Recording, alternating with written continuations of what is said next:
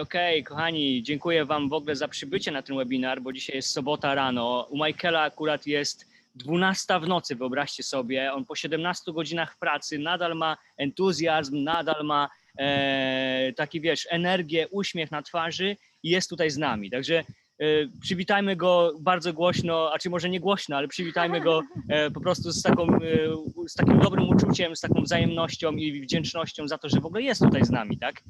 Także, bo Michael jest jakby jednym z współzałożycieli biznesu iHub, więc ja go bardzo chciałbym tutaj przedstawić, ale to zrobi Iza za chwilkę. Ja tylko powiem kilka słów na temat nasz. My działamy online od 8 lat już, nie pracujemy w sumie na etacie od 8 lat, jesteśmy samowystarczalni, można tak powiedzieć, że mieszkamy sobie od 6 lat na Krecie, no ale teraz przyszedł czas na zmiany, może będziemy już podróżować jeszcze dalej, gdzieś jakieś lepsze, piękniejsze miejsca, nie wiem, zobaczymy, także, ale obecnie jesteśmy na Krecie, pozdrawiamy Was stąd bardzo serdecznie, u nas jest 10 rano, tam parę minut oczywiście po 10, więc jeszcze raz dziękuję Wam za to, że jesteście tutaj z nami. Tworzymy wspólnie jeden zespół, tworzymy wspólnie jakby jedną rodzinę, już jest ponad 4000 osób w zespole, moi drodzy, także ja Wam bardzo, bardzo serdecznie dziękuję za Wasze zaangażowanie, no bo to jest dzięki Wam oczywiście, no i tworzymy coś ciekawego na tym świecie, tak, coś co możemy dzięki temu pomóc wielu istnieniom ludzkim na świecie, gdzie często oni potrzebują tej pomocy i szukają różnych możliwości, tak, więc moi drodzy, dobra, zaczynamy. Iza przedstawi tutaj Michaela. Kilka słów na temat, witajcie, na temat Michaela Sterna. Jest to bardzo ceniony tutaj nasz gość. Jest jednym z 4 współzałożycieli, jak również jest wiceprezesem do spraw rozwoju firmy, rozwoju biznesu, tak? Michael posiada ponad 40-letnie doświadczenie w sprzedaży bezpośredniej, w marketingu. I tak naprawdę pracował i budował bardzo sukcesywnie 4 takie biznesy, gdzie w jednym, największym, miał grupę ponad 500 000 osób, słuchajcie. Pół miliona, słuchajcie, 500 pół miliona. 000 osób w 17 krajach, także nasz gość naprawdę ma niezwykłe doświadczenie, nie tylko po stronie jakby tego, że może zbudować super biznes, ale również odnośnie tego, jak biznes działa od strony korporacyjnej, tak? I marketingowej. I marketingowej, dlatego to niezwykłe doświadczenie jego pomoże nam, jak również pomaga firmie w tym, żeby jeszcze bardziej firma się rozrastała i była jeszcze bardziej sukcesywna. Także witajcie, kochani. Welcome, Michael. Hello. Michael Stern. Thank you. Happy to be here. Michael mówi, że jest bardzo szczęśliwy, że tutaj jest z nami, mimo to, że jest jakby zmęczony po 17 godzinach pracy swojej. Także starajmy się dzisiaj, żeby ten webinar nie był za długi, żeby po prostu nie było aż tyle pytań, bo wiadomo, że możemy takie webinary robić od czasu do czasu, więc te nowe pytania będą po prostu, że tak powiem, odpowiadane, tak? Więc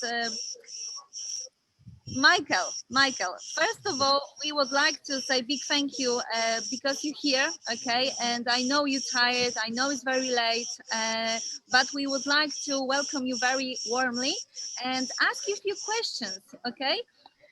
Well, it'd be my pleasure to answer them. Thank you so much. So, chciałbyś pierwszy? Move? Yeah, okay.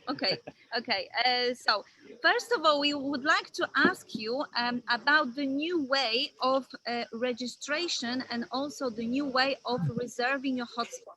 Because what we saw before was a little bit different. So you had to register, reserve your hotspot, and go to the application and reserve your hotspot on the map. And now there are some changes, and if you can tell us what actually changed and how it's easier for us, okay? Okay. We need to translate. Yeah, Okay. you need to translate that first, yeah? Thank you. Więc na początku chciałam się zapytać Michaela, co się zmieniło odnośnie rejestracji? Czy rejestracja jest łatwiejsza? Bo zauważyliśmy kilka zmian dotyczących rejestracji, rezerwacji hotspotów. Wcześniej to było trochę inaczej, teraz to wygląda troszkę inaczej, łatwiej, więc chciałabym, żeby Michael pokazał nam lub opowiedział, jak to teraz jest. Okay. Okay, so we are very excited to be able to roll out our new Helium Track software. Jesteśmy bardzo podekscytowani, żeby pokazać jakby nowy Helium Track software, czyli ten cały Oprogramowanie to Helium, tak? Yes, it's because of this software that we're able to proceed with our free deployment model for the helium hotspots, for the iHub miners. Without the helium track, we wouldn't be able to do it. Więc wygląda to tak, że jakby dzięki temu całemu oprogramowaniu możemy jakby budować sieć hotspotów, bo bez tego oprogramowania nie bylibyśmy w stanie tak naprawdę tego robić. Więc ono musi być dobrze zrobione, dobrze wykonane, musi działać wszystko poprawnie.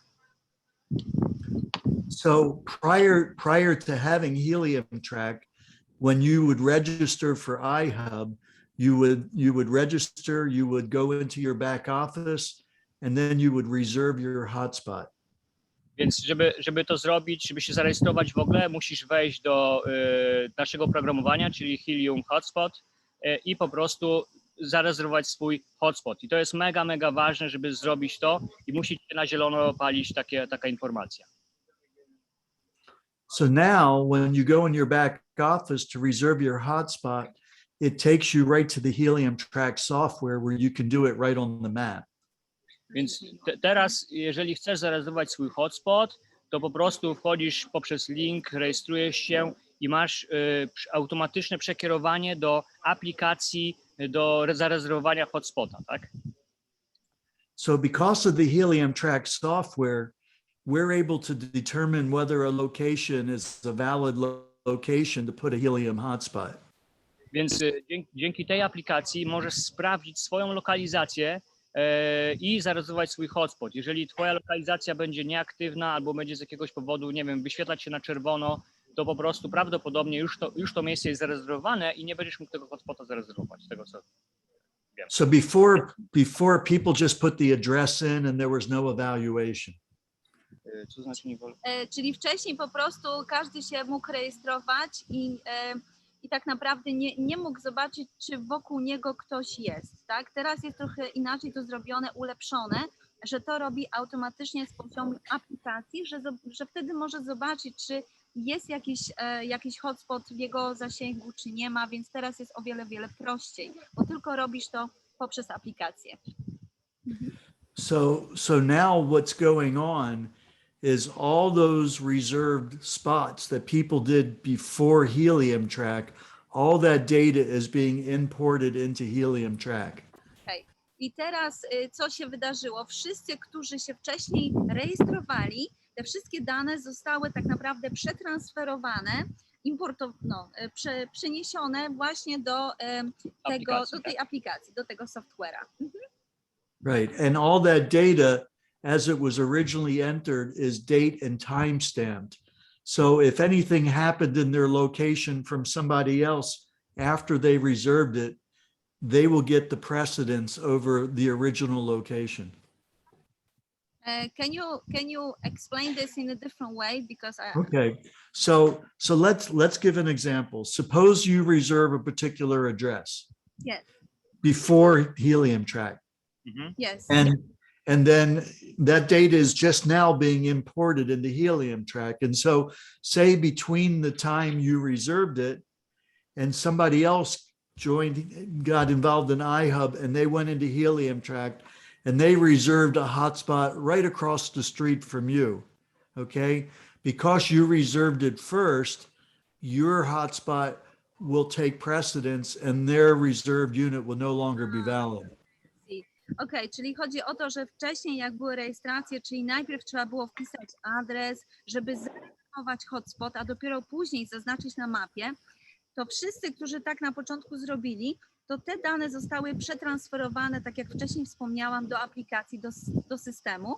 I teraz tak, jeżeli była sytuacja, że na przykład były dwie osoby, które w pobliżu zarezerwowały sobie hotspota, to pierwsza osoba, która to zrobiła, tak, będzie tak naprawdę transferowana i będzie miała zarezerwowanego hotspota.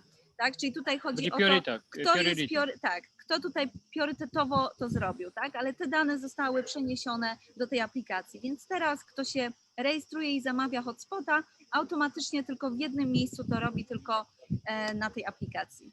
But Michael, there are some issues with right location. For example, I have lots of people, they ask me because they put their address and actually the hotspot showing a totally different address. Let's say 500 meters away, 600, 800 meters away.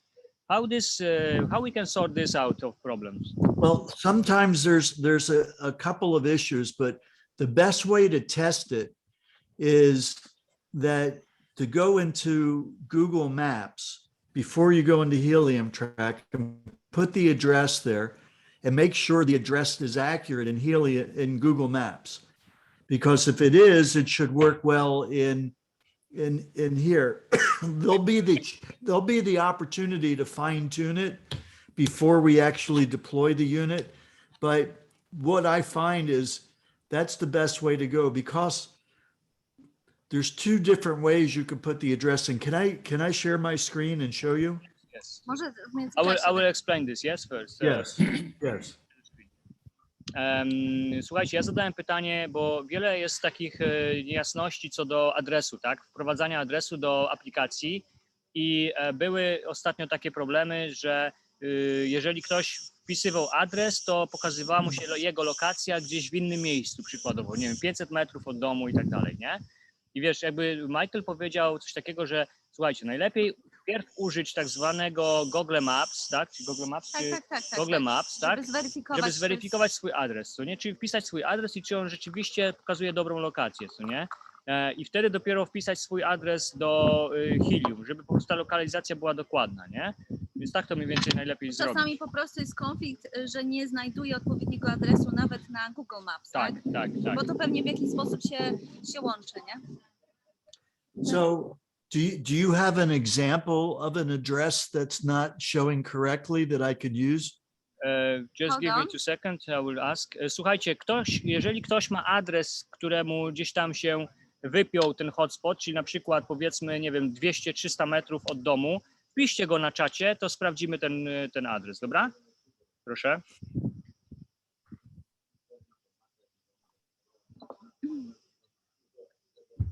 Michael, we just ask. I understand, yeah.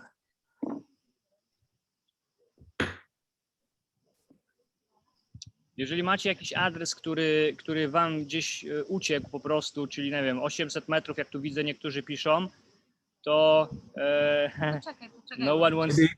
Maybe somebody can put one into the. Oh, here we got one. Is this from this last one? Is that an address, or which one? Okay, hold on. I'm in the chat. I'm seeing several things, but Yes, you can choose one of them. Maciej Podstawek, he put... Okay, już dziękujemy. Już nie musicie pisać, bo nie this będzie. last one here. Yeah, try Okay, the last try one. the last one. But is that the whole address? There are postcode, there are city and And then village. Okay, so let me start off by going. Let me bring up Google Maps.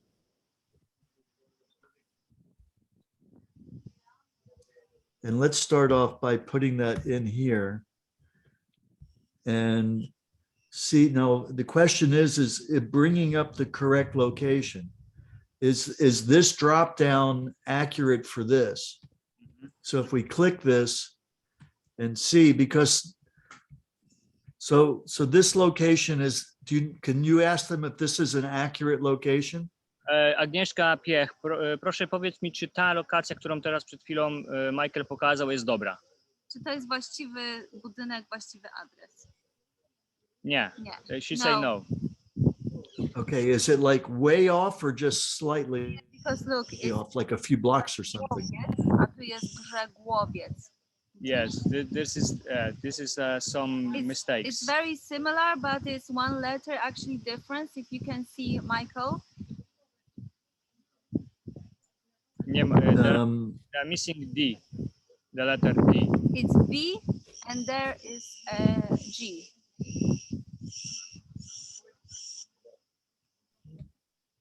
And I guess I'm not 100%. Przepraszam, odmutuję się i powiem. Oh, I see this letter here versus this letter here. Tak, że jest grzebłowiec 1D, a mamy po prostu 1, a grzebłowiec 1D jest tak jakby po prostej w górę bardziej po prawej stronie przy kończącej się tej ulicy, tak? To jest ten gdzieś budynek. Okay, so let's go here in the helium tracks first, and let's try putting it here as well, and see whether this brings it up. Też jest grzeb głowy. Właśnie zrobiłyśmy z koleżanką rezerwację na hotspota i jest po prostu no, błędna ta lokalizacja. Ja już też napisałam na support z prośbą o wyjaśnienie.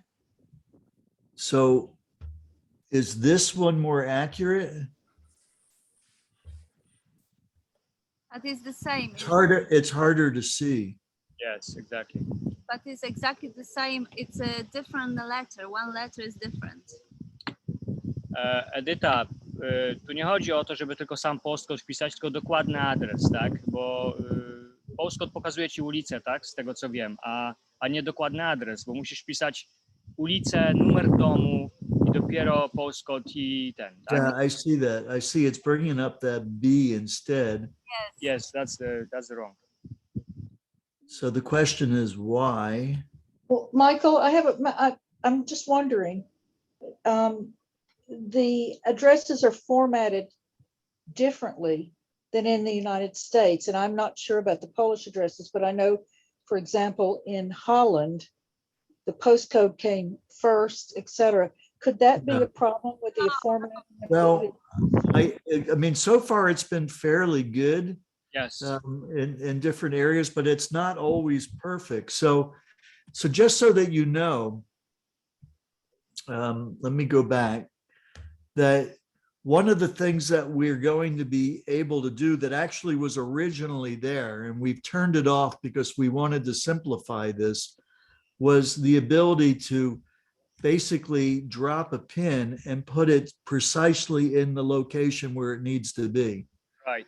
Yeah, but we'll have to work on this. So it's like this in different parts of the world. Some places there's not even a specific address. There may be in a small village or something, there may be a post office address that everybody uses, but their street addresses, you would have to put the pin at the right location.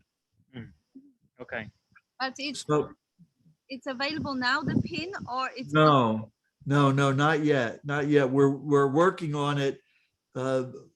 Again, you might want to translate some of this, but we're rolling this out and we're discovering the issues that we need to resolve, and then we'll strategize on the best way of doing it.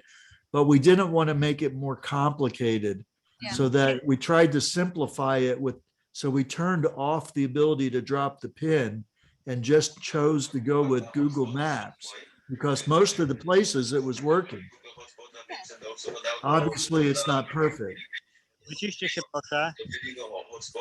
Udawa mniej helium. Tu jest cały problem. Sebastian. Nie przez ten biznes, ale po prostu prywatnie ktoś kupił hotspoty. I on mówi o tym, że jak teraz będzie takie zagęszczenie, no to po prostu będzie. Sorry, he didn't hear that. Okay, so we're gonna translate this. Okay. Czyli na początku oni chcą po prostu, żeby to było jak najprostsze, tak, rozwiązanie dla nas wszystkich, i z reguły te adresy, które wpisujemy, są poprawne, tak? Natomiast cały czas pracują nad tym, żeby to udoskonalić, więc będzie za jakiś czas dostępna opcja, żeby po prostu taką pineskę sobie zaznaczyć dokładnie tam, gdzie jest nasz adres.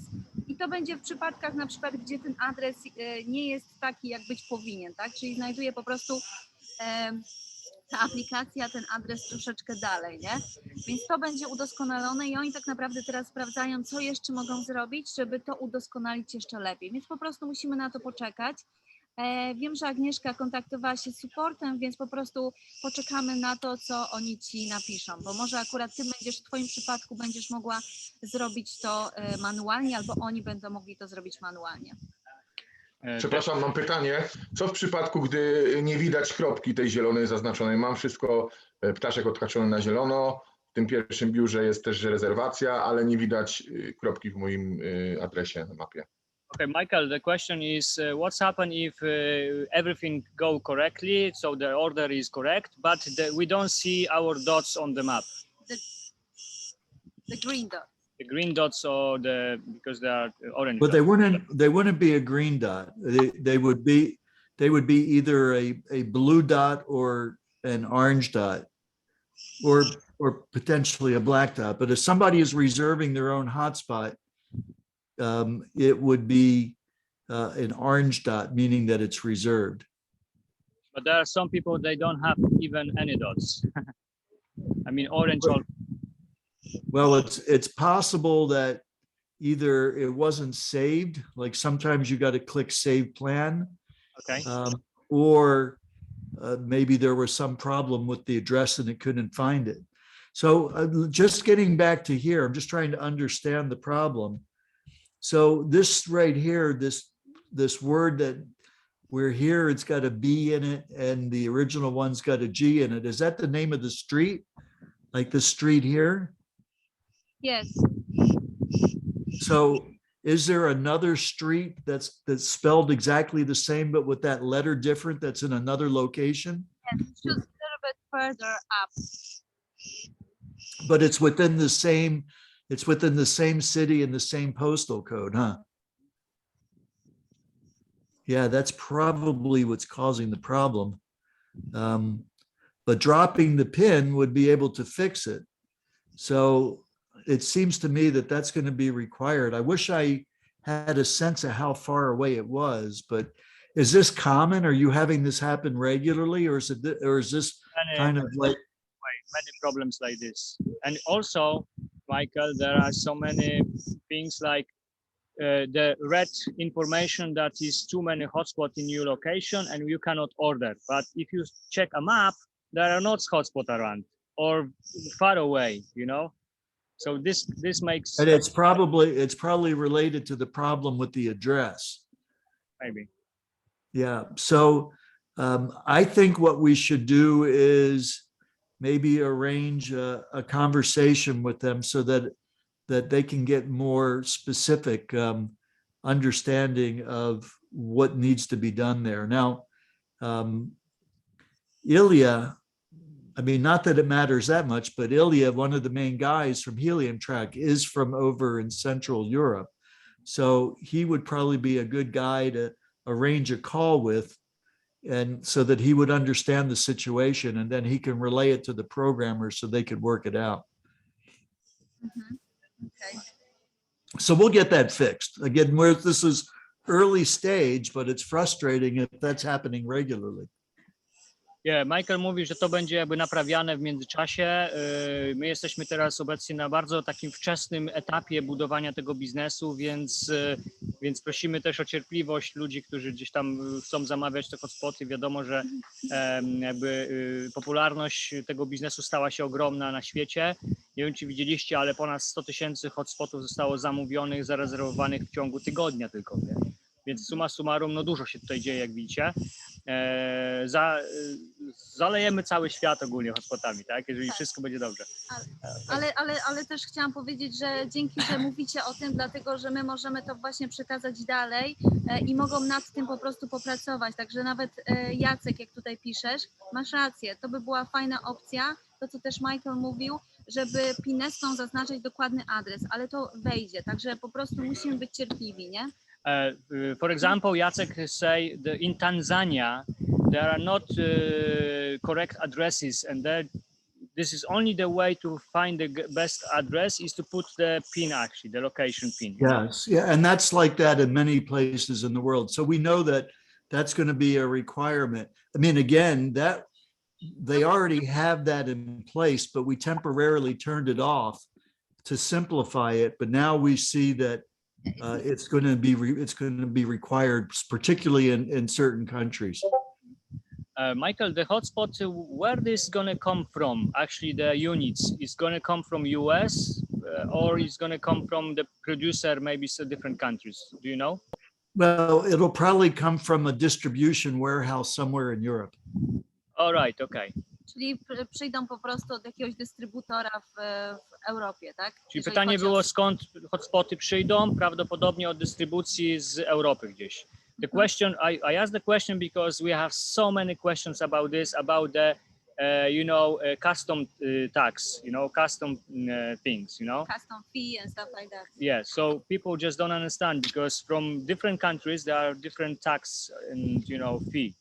Yeah, Especially- they'll have to figure this out because essentially nobody's buying the unit, right? We're providing the unit for the location, and so we'll have to understand how to code this appropriately in terms of taxation. Mhm. Yes. Czyli jeżeli chodzi tutaj, Krystian zapytał odnośnie tego, że w każdym kraju może być to inaczej rozliczane, tak, jeżeli chodzi o urząd celny i tak dalej, podatki. to tak naprawdę on tak samo potwierdził, że to jest jakby indywidualnie, dlatego że my nie kupujemy tych hotspotów, one zostają nam jakby dostarczone, tak? Więc też w zależności od kraju, do którego będą wysyłać, to po prostu będzie trzeba to odpowiednio zinterpretować, tak?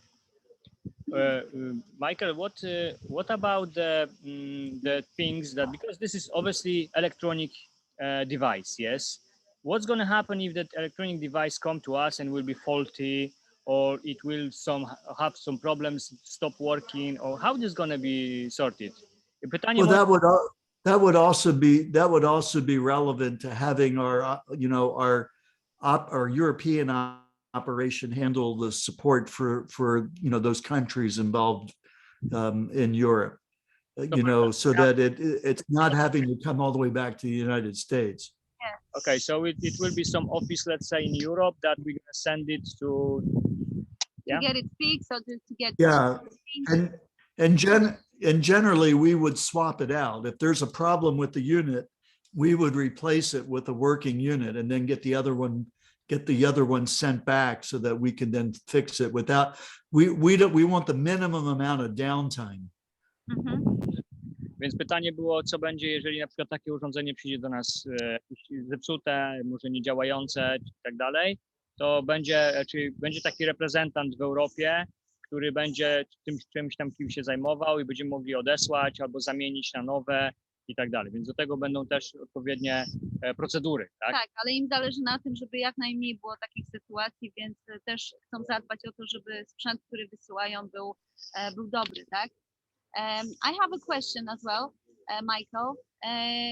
If the person actually make a reservation of the hotspot in the old way, and then he tried to make a reservation of the hotspot on the map and he couldn't, he canceled that order and he tried to do again, but obviously that was the new way now. So he only reserved the hotspot on the map. What's happened? He doesn't have any order in his back office. Is that normal, or this is something not right? Well, you're saying he canceled the order in his back office, the reservation? Yes, before, and then he did it again, but only through the map, through the application. So he can Well, see. it shouldn't be a problem unless there's an issue with the address. No, it's not the issue, the address, but he cannot see anything in the order, back office order, like before. Oh, no, you won't see it there right now, not yet. All this is being reconstructed in here because in Helium track is going to be where all the reports and everything are. It's all migrating into the Helium track as the interface. Okay, so that's all fine, right? Okay. All right. I'm just gonna translate this. Zapytałam się Okay. odnośnie jednego tutaj z zarejestrowanych osób. On zarezerwował hotspota w tej takiej starej wersji, tak? Czyli najpierw się zarezerwował hotspota, po czym chciał zarezerwować na mapce, ale nie mógł tego zrobić, więc skancelował order. Po czym zarezerwował się tylko i wyłącznie na mapce, dlatego że to jest nowa procedura, tak? Jest ułatwiona. I teraz jest taki, myślał, że to jest problem, ponieważ w back office nie widzi w ogóle żadnego orderu. Czyli widzi na mapce, że jest zarezerwowany hotspot, ale nie ma tego orderu. Ale Michael powiedział, że to jest normalne i żeby się nie przejmował, bo oni tak naprawdę te dane transferują. Także ten order jest złożony, pomimo tego, że jego nie widać aktualnie w tym w back office, tak? Także jeżeli macie taką sytuację, to się nie stresujcie. I have a question, Michael, from me. What is more important with registration of people? Through the application or through our ref link? Well, the most important thing is getting people registered, right? If somebody registers directly through the link as opposed to doing it through receiving an assessment, then they go into their back office and they go through here, get started here, and reserve their hotspot there. So we don't send an assessment report to somebody that's already registered. Mm-hmm. You understand? Yes. But there is, because, for example, I have 140 people around directly, but I still don't have 5 people through the mining assessments. Is this good, or I have to do anyway? No, it really doesn't matter, but it's a good idea for them to go into their back office, go into their own helium track and reserve their own unit just to get that location, for them if they can. It's not required. You don't have to have a unit in order to be able to make massive income from the commission structure.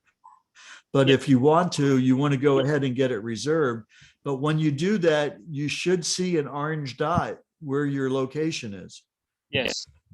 Okej, ja się zapytałem tak, że co jest ważniejsze, czy rejestracja przez link referencyjny, czy przez tutaj aplikację? Michael powiedział, że jakby to w sumie nie ma różnicy za bardzo, więc trzeba robić po prostu to i to, tak? But Michael, because at the moment the plan shows in 90 days you need to have 5 people to grow up with percentage of income, yes? Well, that's once you've got a unit deployed to you. So it's not 90 days from having the dot. It's 90 days from being notified that a unit is being deployed to you. And it's even then not 90 days. It's 90 days once you've received the unit, you've connected it to the internet, and it starts generating helium. Mm-hmm. But here it say we need to have 5 people, yes? 5 people through RefLink or 5 people through the mining assessments. Is that important? It doesn't, well, you want to do it through the mining assessment, but the 5 people are for the host. Again, that it's not required to host a unit. Mm-hmm. So let's just be clear on this. Somebody that reserves a unit and they receive a unit, they're going to get 15% of what that unit generates. If they get 5 people, then that 15%, if they get those 5 people within 90 days, then that 15% goes to 25%. Mm-hmm. Okay. But if they don't have a unit, then they want to just build their organization based on building the organization. It's just when you bring in somebody that gets a unit, that's when you want to make sure they have their 5. But it doesn't matter if it's through link, RefLink, or through the application, no? That's a good question because the idea is to get people familiar with using the app. And so the way it's been described is they send out the assessments and they get 5 people that register. Not necessarily that they get deployed units, only 5 people that register through doing the assessments. Mm-hmm. So I think they want people to get familiar with the software to be able to do that. So for example, in your example, you have how many? 120 people direct, but he doesn't have the 5 people with, how you call it? With mining assessment. So I'm still okay with that. Or he needs to send the link to another 2 people or something like that? Well, You get that. I'm a little uncertain about that. The bottom line is it's having somebody that's got 5 people registered. So it seems to me that whether they do it through the assessments or not, the key is having somebody duplicate. Okay. So I will explain now. Słuchajcie, Yeah. pytanie było moje takie, czy rzeczywiście, wiesz, 5 osób, które mamy, czy muszą być zarejestrowane przez ten mining assessment, czy nie. Michael powiedział, że tak naprawdę ważne jest to, aby te osoby były zarejestrowane, otrzymały swój hotspot, ale jeżeli ci, którzy na przykład nie otrzymają swojego hotspota, a będą zarejestrowani, będą robić duplikację, czyli też rejestrować ludzi, zapraszać i tak dalej, to oni też się będą jakby w tym liczyć, co nie?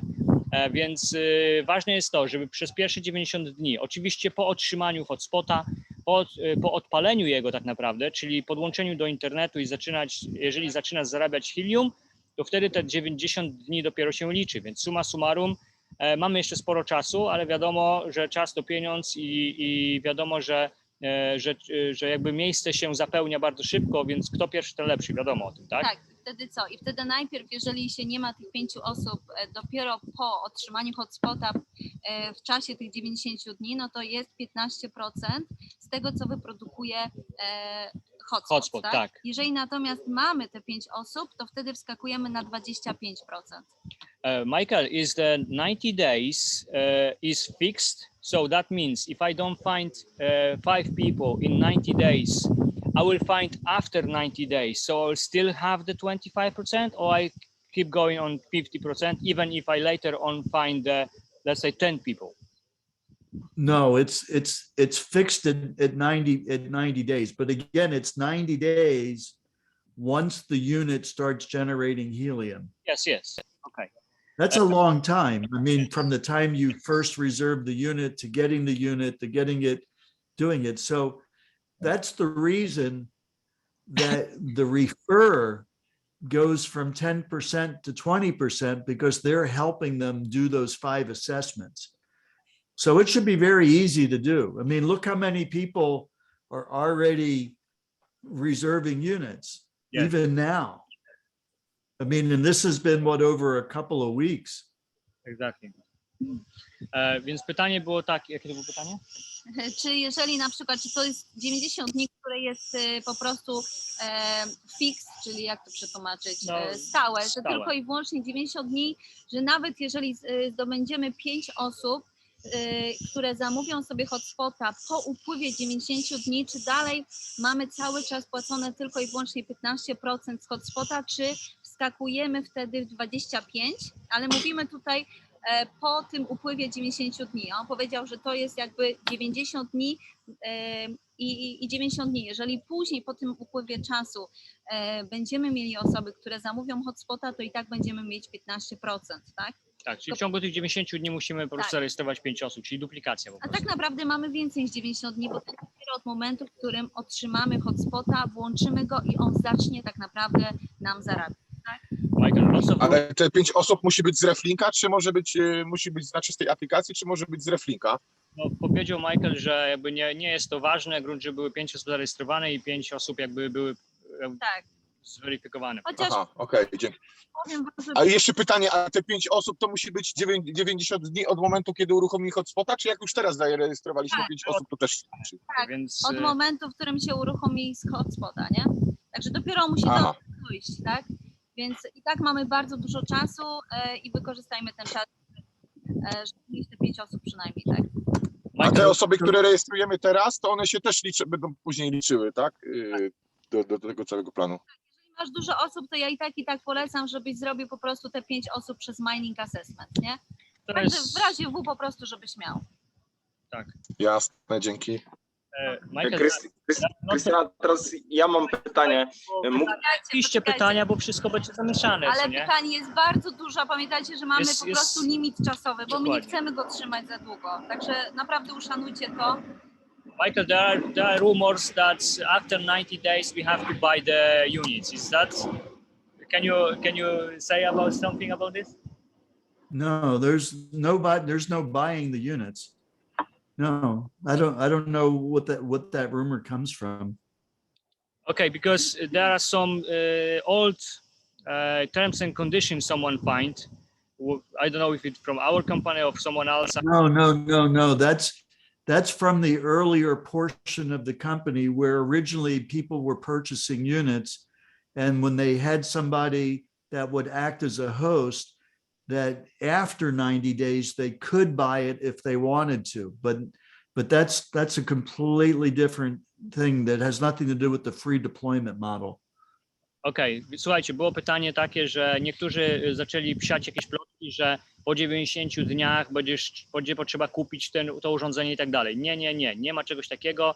Przy darmowych hotspotach po prostu on zostaje darmowy, ale jest podział zysków, tak jak już żeśmy wspomnieli, tak?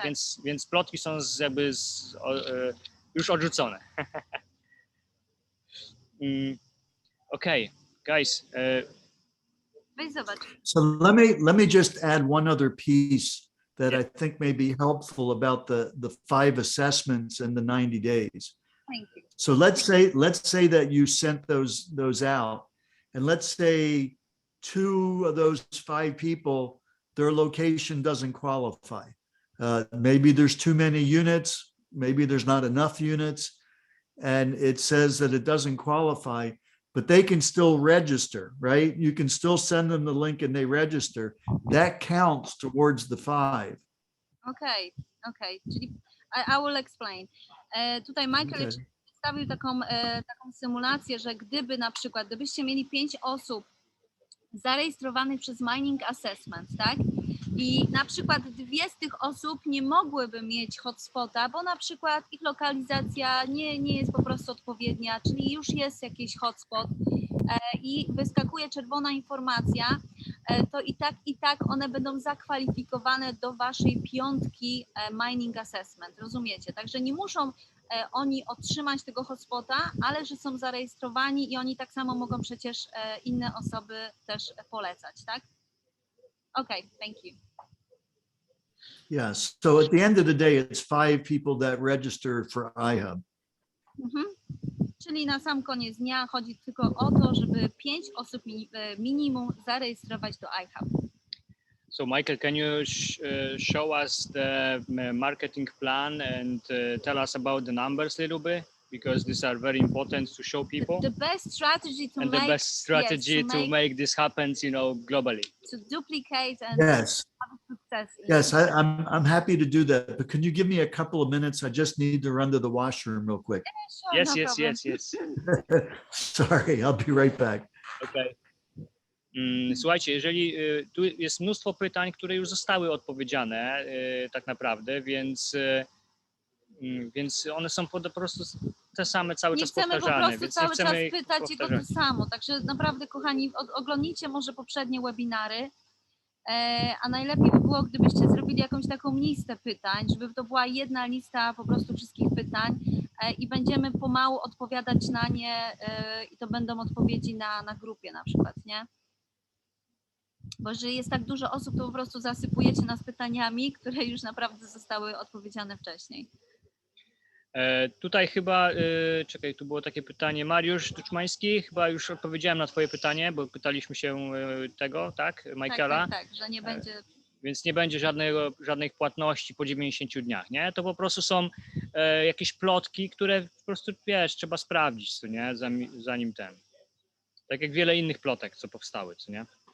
Jakie są koszty przesyłki do Polski? To pytanie już było chyba z 200 razy odpowiadane, więc sorry, trzeba wrócić się troszeczkę do góry w tym, nie?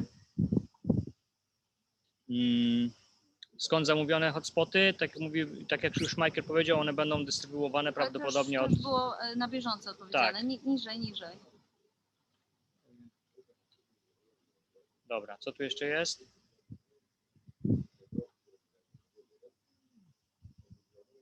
Nie można.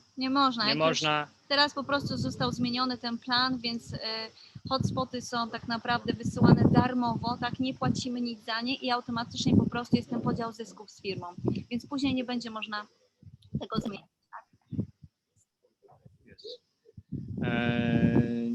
Jak już nie mogę zamówić hotspota na swój adres, to jest zaznaczona opcja, że mój hotspot został zarezerwowany i nie mam już możliwości, aby kliknąć to.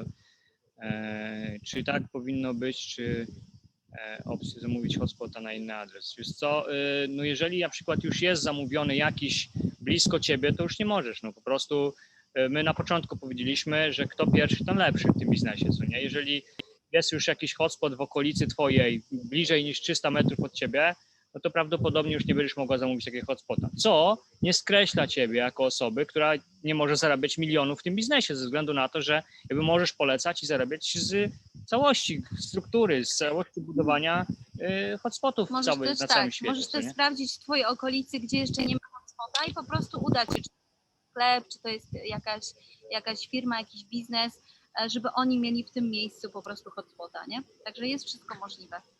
Okay, you're back. I'm back. Actually, my dog needed to go out more than I did. Oh, really? Okay. So a few moments. So we're good. We're good. Okay, so Okay, you all can. right. All right, so in the affiliate program, when you start to build a team, you're building 4 separate teams, very different than anything I've ever worked with before, like most of us have ever worked with before.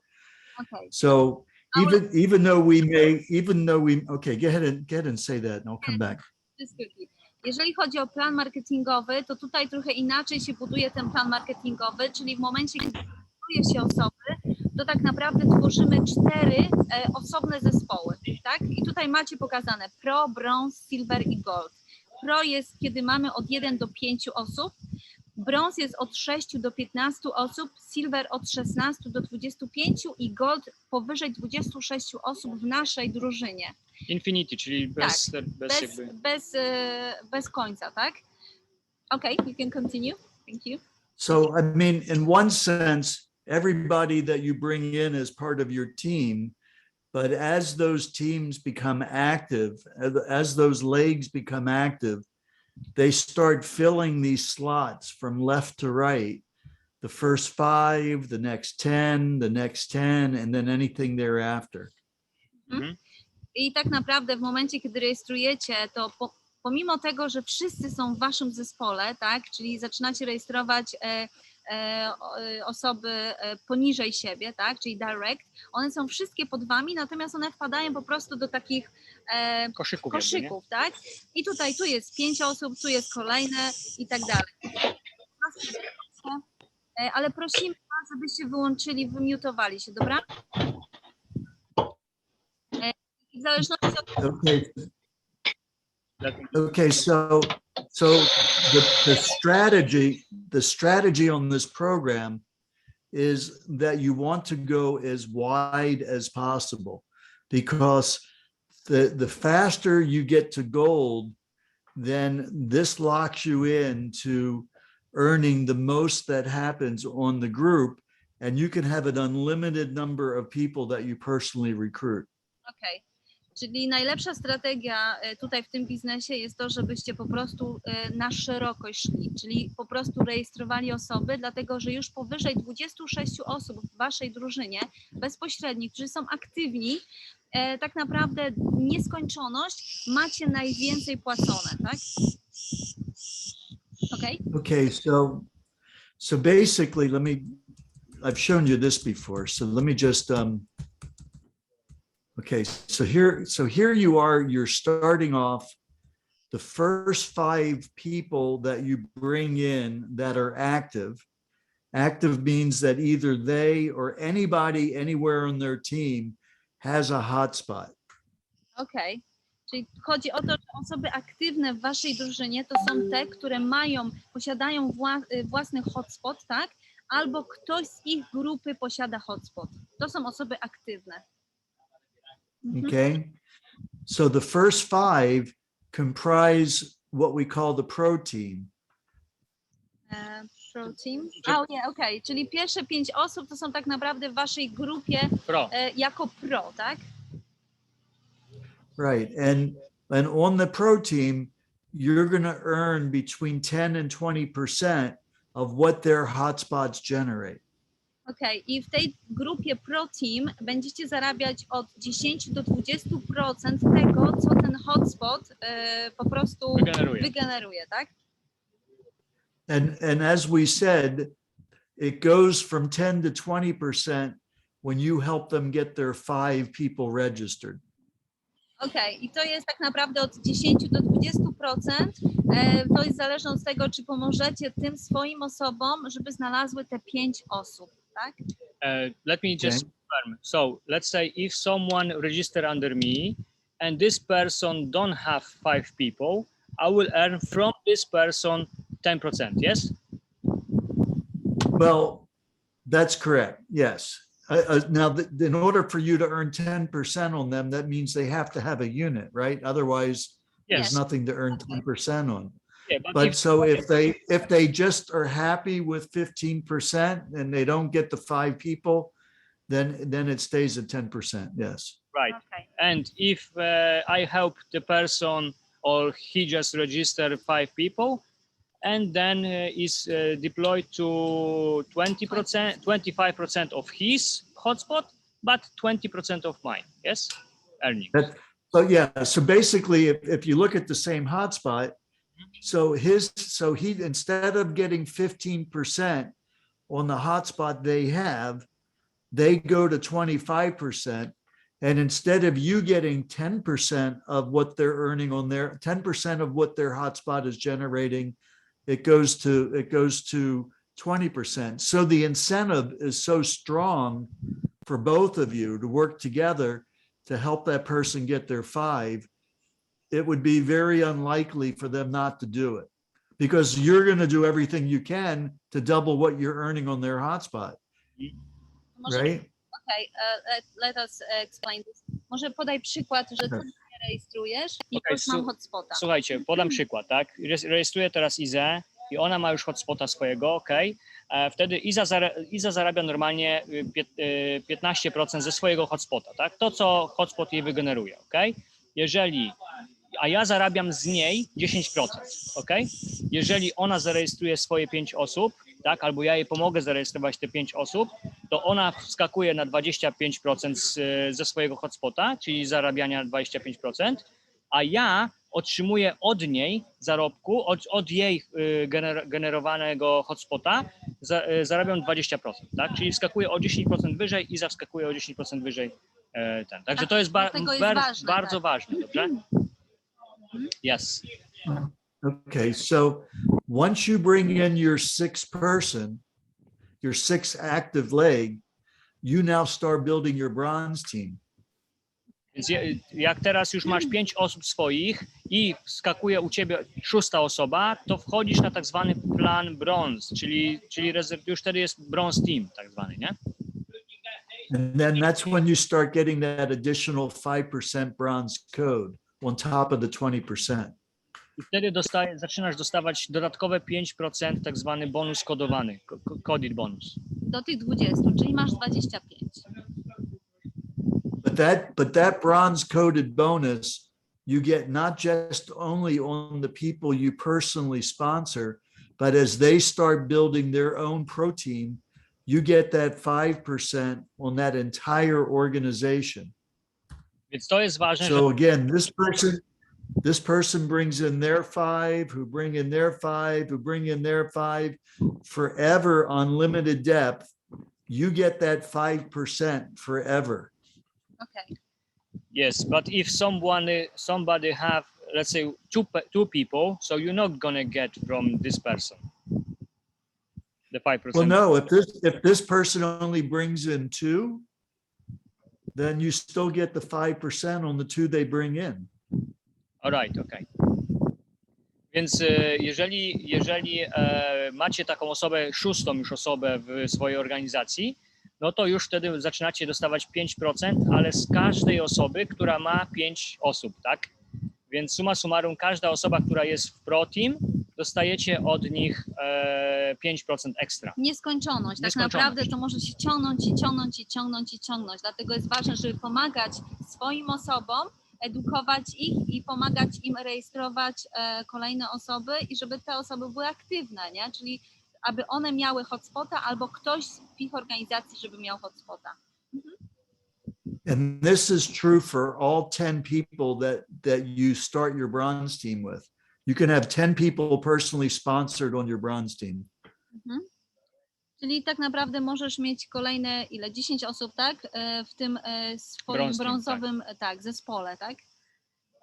Yeah, I want to show you an example real quick.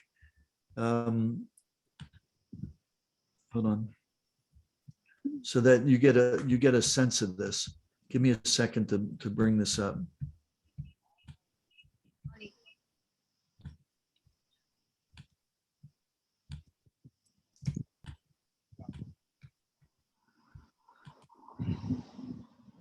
Okay, so let's say that you would roll 10 people.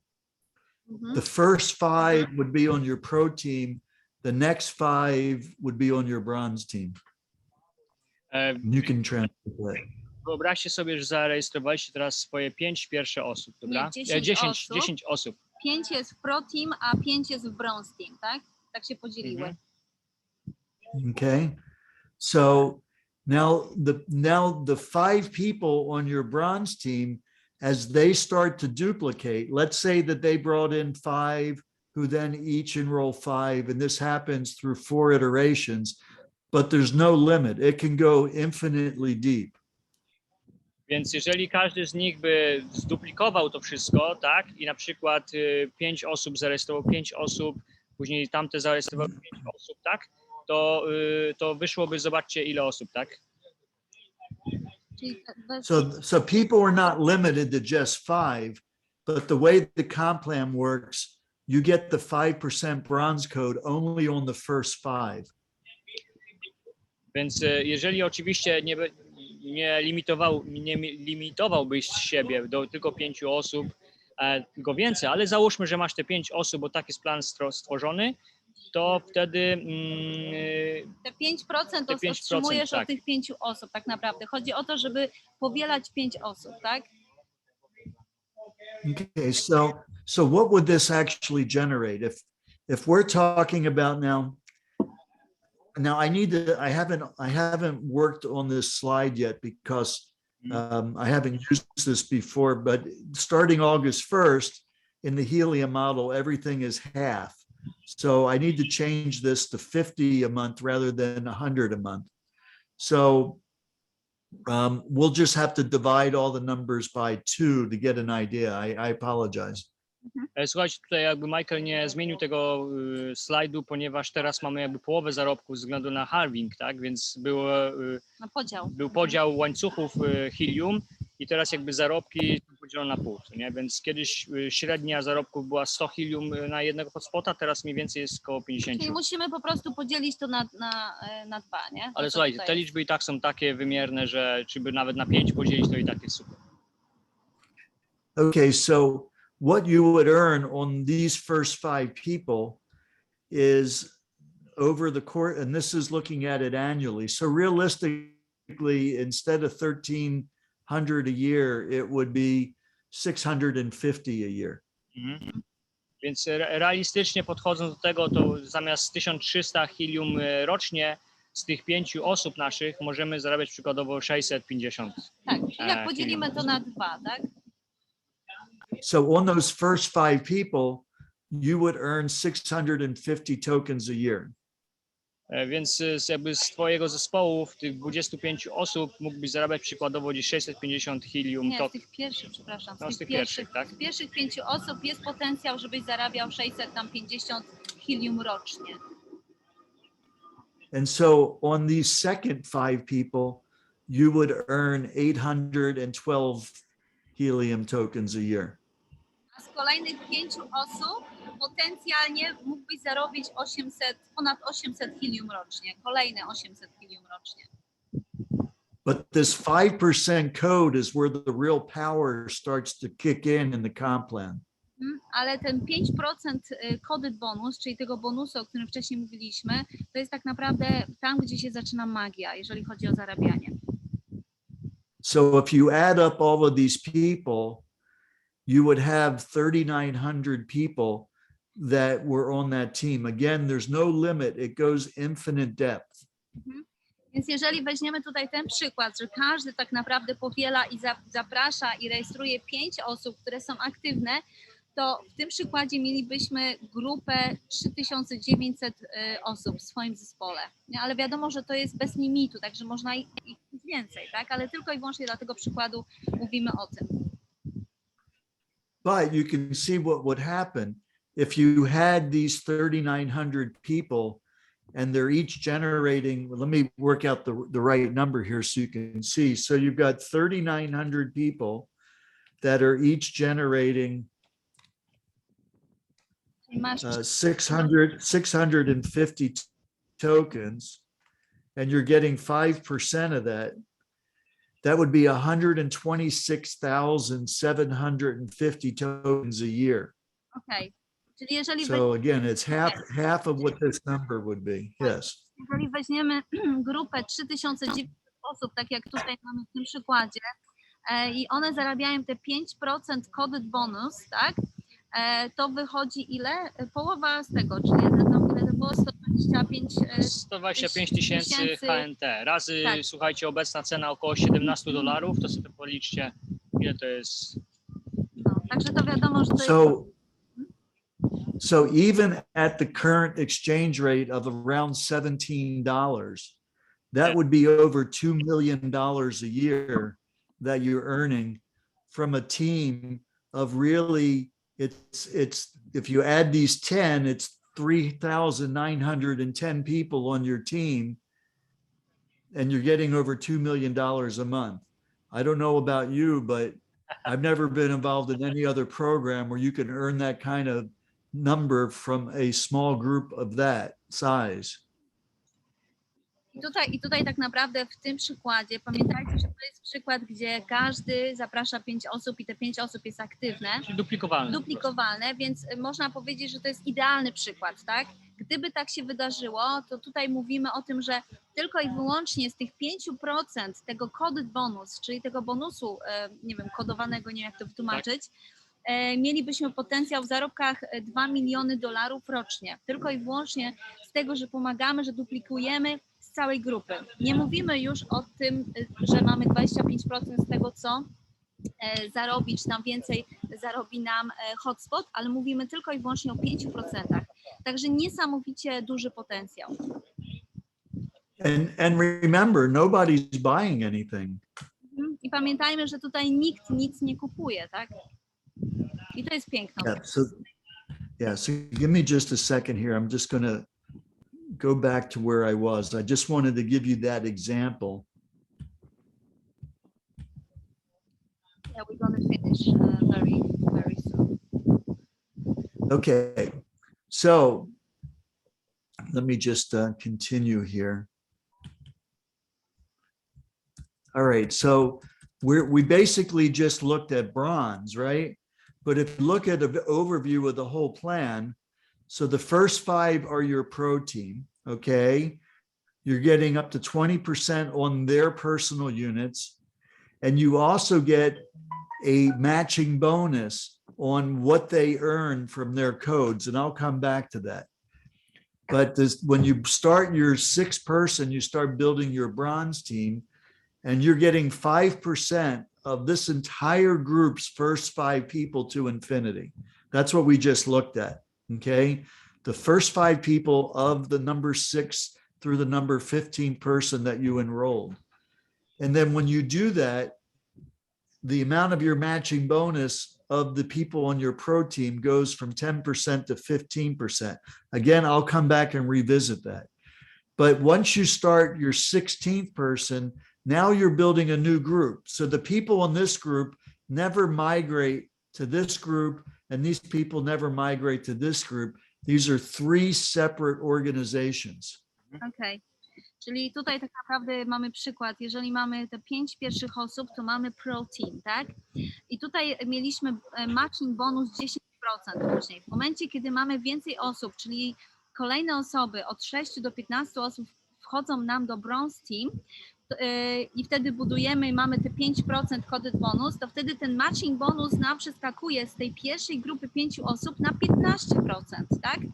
I te osoby na przykład z pierwszej grupy Pro Team nigdy nie mogą przechodzić do kolejnej, tak? One po prostu już zostają tam w tej grupie, tak? Tych osób. Czyli Pro Team, później mamy Bronze Team, później mamy kolejno od 16 do 25 osób, mamy Silver Team, tak?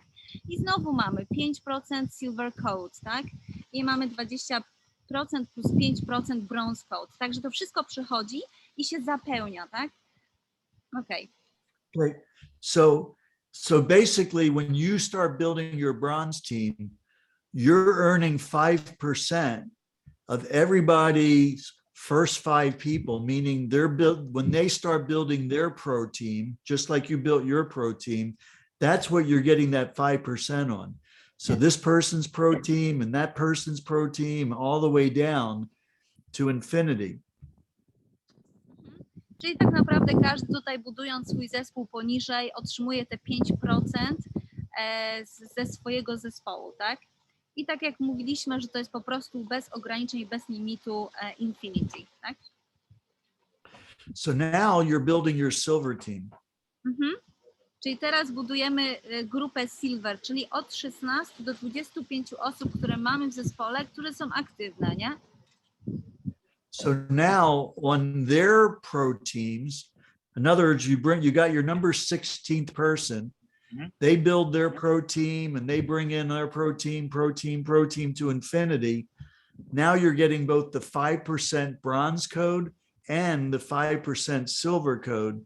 So you're getting 10% to infinity off of the pro team of everybody in the group of your silver team. Okay, czyli w momencie, kiedy budujemy już jakby zespół Silver Team, czyli mamy 16 osób do 25 osób zarejestrowanych, to tak naprawdę otrzymujemy dodatkowo 5% z grupy Bronze Team, czyli tego coded bonus, plus do tego jeszcze otrzymujemy 5% dodatkowe Silver coded bonus, tak? Także zobaczcie, że to tak fajnie się że tak powiem, nakłada i tak naprawdę coraz więcej zarabiamy, tak? Budując jeszcze większy zespół. So once these people get to their 6th person, they start building their own bronze team. So now they're going to pick up the bronze code on their bronze team, but on those people, you're still going to get the 5% silver code. So on the first 5, you get both the 5 bronze and the 5 silver. And then on everybody's bronze team, their own 6 through 15, you're getting the 5%. Czyli to się znowu dzieli, zobaczcie. W momencie, jak mamy już tę grupę Silver Team od 16 do 25 osób, to te pierwsze 5 osób z tej grupy tak naprawdę ma ten coded bonus 5% z Bronze Team i Christian. A jeżeli już mamy więcej w tym zespole, czyli od 6 do 15 osób, to nam wskakuje jeszcze tutaj 5% Silver Code.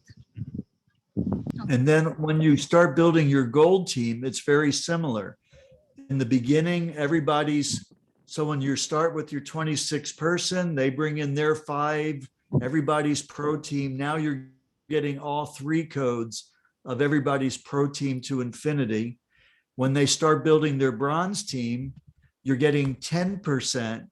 You're getting the silver and the gold code to infinity on their 16 through 15. And then as they start building their silver teams, you're still getting the gold team. You're still getting 5% on the gold team. Więc tutaj wygląda podobnie jak Silver, tylko dostajesz dodatkowo 5%, tak? Tak. Więc masz razem summa summarum 15% z coded bonus, tak? Tutaj czekaj, bo tutaj nie widać, nie? So let me put this in perspective. So when you start building your gold team, starting with your 26 person, you're earning between 15 and 5% of that entire organization's first 25 people.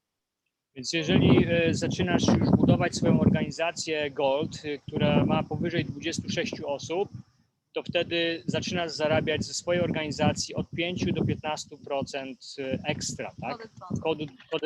Kodowanego bonusu. So again, looking at it from that perspective, here you're earning 5% of everybody's first 5 people. Here you're earning between 10 and 5% of everybody's first 15 people. And here you're earning 15 to 5% of everybody's first 25 people. To jest dosłownie to, co powiedzieliśmy, czyli 5%, później masz 10%, a później masz 15% z całego zespołu, tak?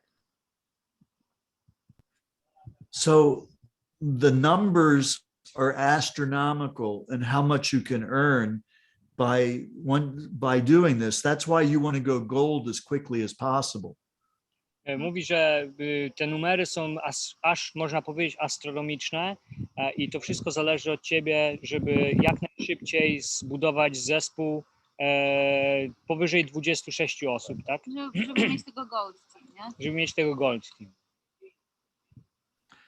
So imagine if we go back to that example with all the numbers of the 3,900 people, if that was somebody on your gold team that brought in 5, who brought in 5, who brought in 5, and there was 3,900 people here, you'd be getting 3 times that number, which would be like $6 million a year just off of their first 5 people. And that's not including when they bring in more than 5 people and they're bringing in their 6 through 15, you're getting 10% of that. And then here as well. So the numbers are huge. Więc on tutaj wyjaśnił na tamtym poprzednim slajdzie, gdzie pokazywaliśmy, że rejestrując tylko po 5 osób każdy, to miałbyś tam 3900 osób i zarabiać te procenty, tylko 5% to są to ogromne sumy, a co dopiero jeszcze, kiedy będą osoby rejestrować więcej niż te 5 osób, tak jak tutaj na przykład od 6 do 15, czyli już będziemy w tym gold, czy tam powyżej 26 osób, tak jak niektórzy z nas mają oczywiście, to te po prostu trzeba potroić te liczby, co nie? Czyli nie 5, tylko 15% otrzymujemy. Okay, so let's just talk a little bit about the matching bonus. You know what you're getting on your pro team when we talk about the matching bonus that they get on their codes. So let me just give you an example of what I mean by that. Okay. My teraz chcemy pokazać odnośnie matching bonus, czyli tak zwanego bonusu dodatkowego, jak to będzie wyglądać. Okay, so let's say here you are and you brought in your first pro team person and that person starts to build their iHub business. Say again because Sorry. Yeah, so here you are and you bring in your first person. Okay. Okay, your number 1 person on your pro team, and that person starts to build a big organization. Okej, czy tutaj porównując, jesteś ty i ty zarejestrujesz pierwszą osobę i ta osoba zarejestruje po prostu bardzo dużo osób w organizacji. Okay? So once they start building their own bronze team, they're getting this 5% code on the bronze team that this person is building. So they get the 5% code on their bronze team to infinity. Okej, ta osoba, jeżeli zarejestruje tak dużo osób i zaczyna mieć ten zespół brązowy, czyli bronze team, Krystian, weź wymiutuj, osoby, które ponad 26 osób, to tak naprawdę zarabia 5% z całej tam struktury, która jest poniżej, nie? Tego coded bonus, tak? So let's just say for an example that this person here is earning 100 tokens from their bronze team. Czyli przypuszczając, że ta osoba, która zarejestrowała, zarabia 100 tokenów ze swojej grupy bronze team. 100 Okay. So what do you earn is you earn 10% of what they're receiving from these bronze codes. Czyli co ty tak naprawdę zarabiasz? Zarabiasz 10% z tego, co oni zarabiają z tej brązowej grupy, tak? Bronze team. So that means that you would get 10 helium tokens. They're getting 100. This person's getting 100. You get 10.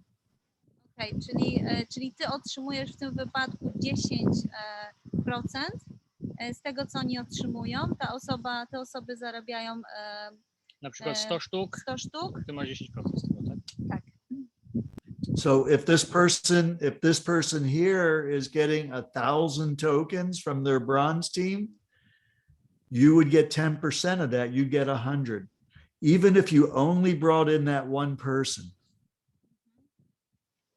Więc jeżeli ta osoba na przykład zarobi Poniżej. 1000 takich tokenów gdzieś poniżej, tak, no to ty masz z tego 10%, więc tak naprawdę 100 tokenów, tak?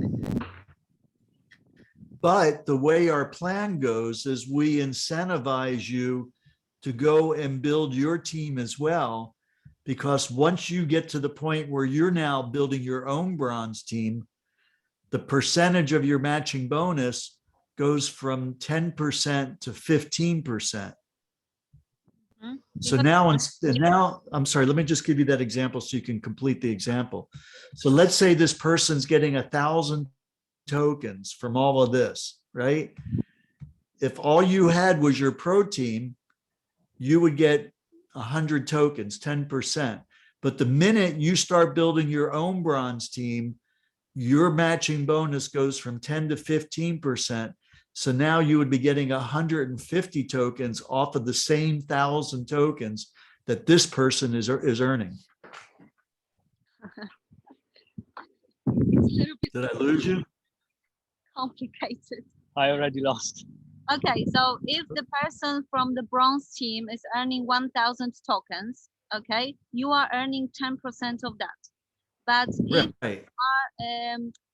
building your bronze team, you will get 15%, did you say? That's right. That's right. Your match will go from 10 to 15% from the point forward. As soon as you bring in your own sixth person, what you're earning on the matching bonus from this person will go from 10 to 15%. Okej, czyli na początku, jeżeli ta osoba, którą zarejestrujecie, ma dużą grupę i ma ponad 26 osób, czyli ma bronze team, to wy otrzymujecie 10% z tego, co ona zarobi, nie? Czyli jeżeli zarabia 1000 helium, to wy macie 10% z tego.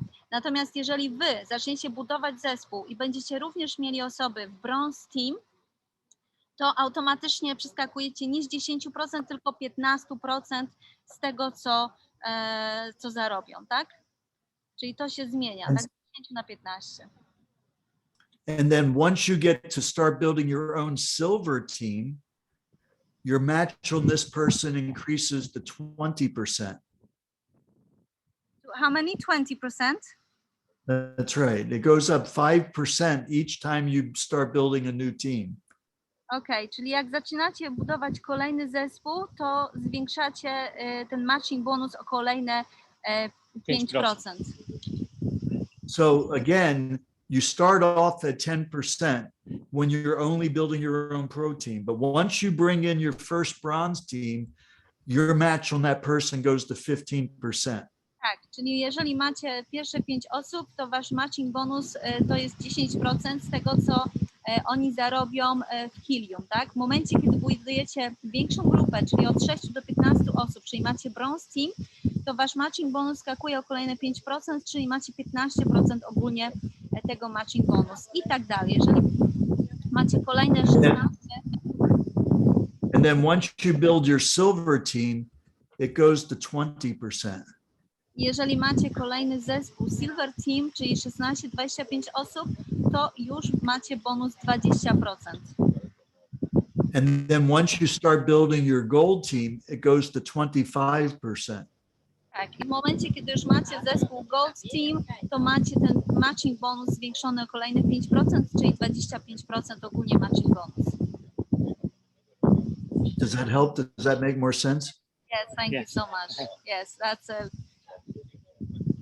Okay, that's lots of information, Michael. Yes, And I think we're we already gonna. 1.5 hours, so I don't want to so long because everybody I know you're tired. Yeah, this is huge, guys. This is huge, obviously. To jest ogólnie, no widzicie, że tu jest ogrom potencjału. Jest oczywiście masa pytań i tak dalej. One będą odpowiadane na bieżąco, na grupach, więc tutaj niektórzy się pytają, czy mogą zarobić z jednego hotspota.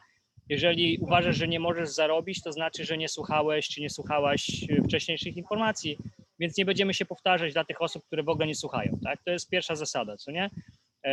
Odpowiadanie na te same pytanie nie będziemy robić już, bo już było tyle tego, więc tak to wygląda. Jak to możliwe, że tyle płacą? 125%? Nie ma czegoś takiego jak 125%, po prostu każdy procent jest z teamu, który jest też zbudowany, czyli jeżeli na przykład jesteś na Gold, to będziesz zarabiał te dodatkowe 15% z teamu Gold, tak, który ktoś będzie miał też, co nie, summa summarum, więc to nie będzie, że wiesz, z każdej osoby w tym teamie Gold, nie, więc ta osoba musi też mieć mieć zespół Gold, tak zwany, co nie, czyli powyżej 25 osób, dopiero z niej zarabiasz, tak samo jak było w Silver, tak samo jak było w Pro, co nie?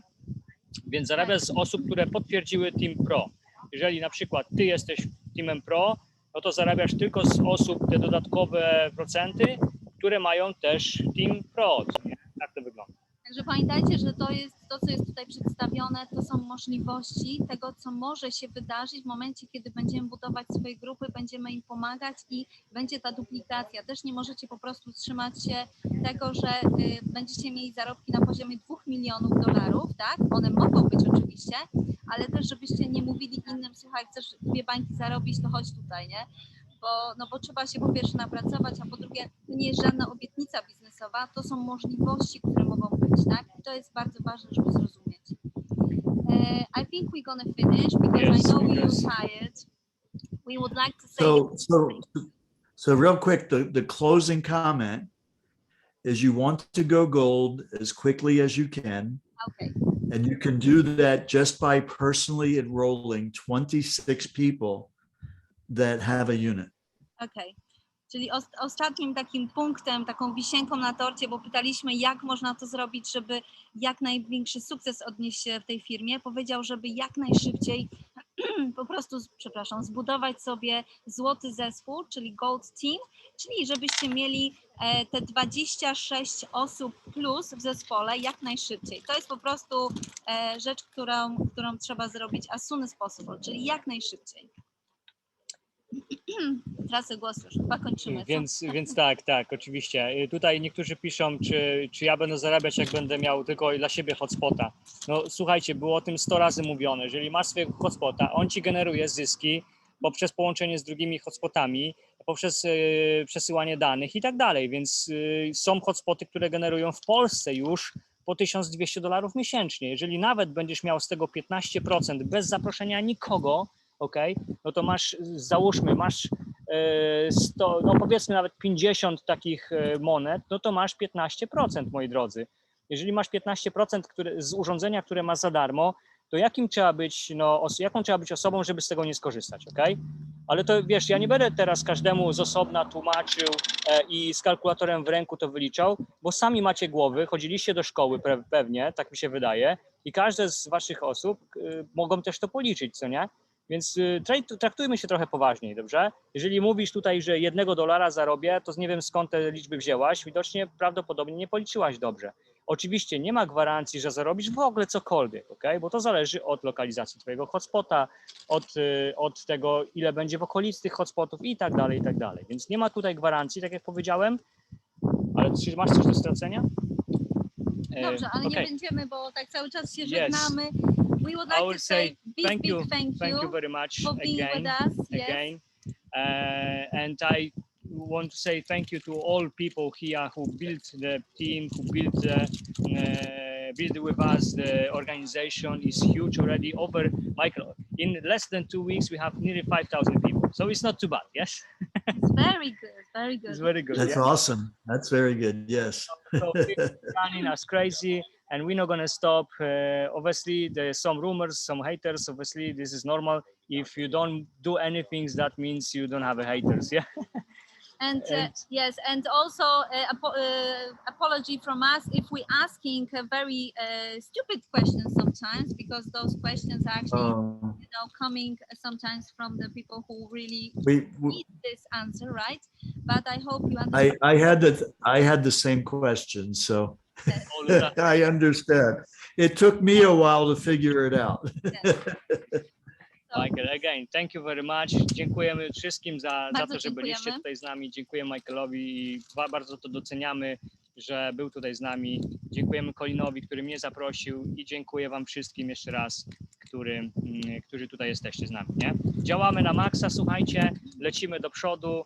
Kolejne 10, 20, 30 tysięcy osób czeka na hotspoty, ale oczywiście jeżeli oni nie będą wiedzieć od was o tym, no to nie będą zarabiać z nami, nie? Więc podzielcie się tą informacją z nimi i lecimy na cały świat. Także Michael, thank you once again. Have a lovely night and have a lovely weekend and see you very, very shortly. Dziękujemy raz jeszcze, wspaniałego weekendu wam życzymy i owocnej pracy. Trzymajcie się. bye! Bye. Thank you so much. Bye. Bye.